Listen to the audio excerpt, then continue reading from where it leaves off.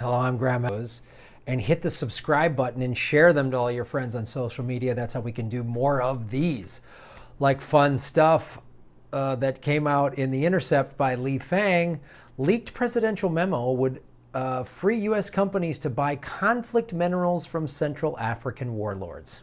So, oh man, there was a resolution passed in 2010 called the Conflict Mineral Rule, specifically for the Democratic Republic of Congo. So there's conflict minerals that are used in a lot of cell phones and batteries and stuff like that. And similar to the conflict diamonds from many African nations, warlords use this to get a profit, to start wars, and they realized that this was a bad thing. So this was a bipartisan law that was passed in 2010. Trump now there's a leaked memo, and it's probably maybe already happened, where he wants to overturn this. It's a provision in Dodd-Frank. You've been hearing a lot about Dodd-Frank lately. That's one of the reasons they're going at it.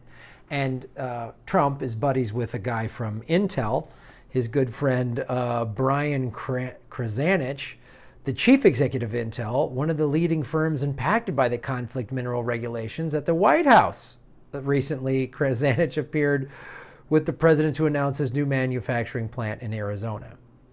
So this is what's going on. This is any of this, and what Trump is using to overturn this resolution is, of course, security. The good old, it's national security. You know, Dodd-Frank is hurting us for national security. This conflict mineral thing, it's national security. I got to do this for national security. No, it's just for money for your buddies, which, of course, in the long run will make us less safe. That's what this will do. I'm learning so much from doing this. Like, I didn't know there was a conflict mineral. I've heard about conflict diamonds, obviously, but I didn't know this. And now you find out the real reasons. And of course, there's a thing, and Intel and all of its rich people, they don't give a shit that there's awful wars and genocides happening in another country. They're poor. They're not us. They're not Americans. Who cares? Which is just so brutal. So the idea behind the rule, let me specifically give you what the idea behind the rule is. So, which had bipartisan support, as I said, was to drain militias of revenue by forcing firms to conduct reviews of their supply chain to determine if contractors use minerals sourced from the militias. So basically, if the militias were getting the minerals, you couldn't really buy from them. And that was then defunding the militias, so they couldn't go buy arms and terrorize people and cause all kinds of mayhem and shit like that. Human rights advocates who had celebrated the conflicts rule as a major step forward were appalled.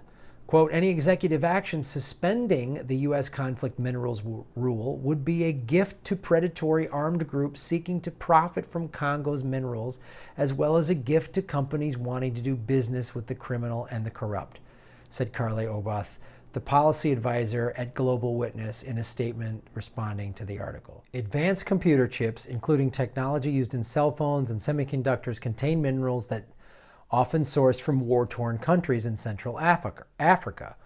Firms such as Intel, Apple, HP, and IBM use advanced chips that contain tantalum, gold, tin, and tungsten, elements that can be mined at low prices in the Congo, where mines are often controlled by militias fueling a decades-long civil war. And of course, these intel companies opposed the war, opposed the bill, the rule when it was passed.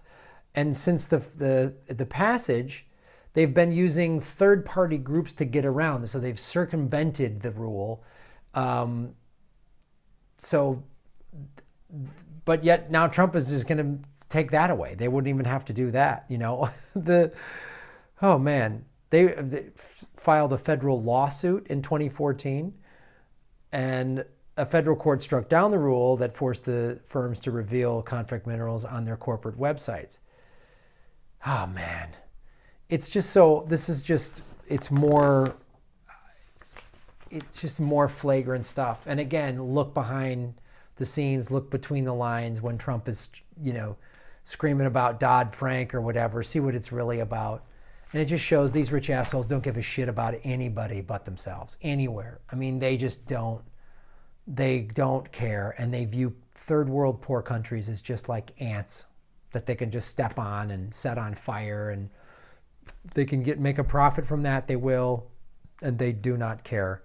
It's unbelievable. It's like you can't turn away from this guy for a minute before he starts passing all this bullshit. Oh, boop, boop, boop, boop. So thanks for watching, everybody. Tell your friends. My name is Graham Elwood. This is the Political Vigilante.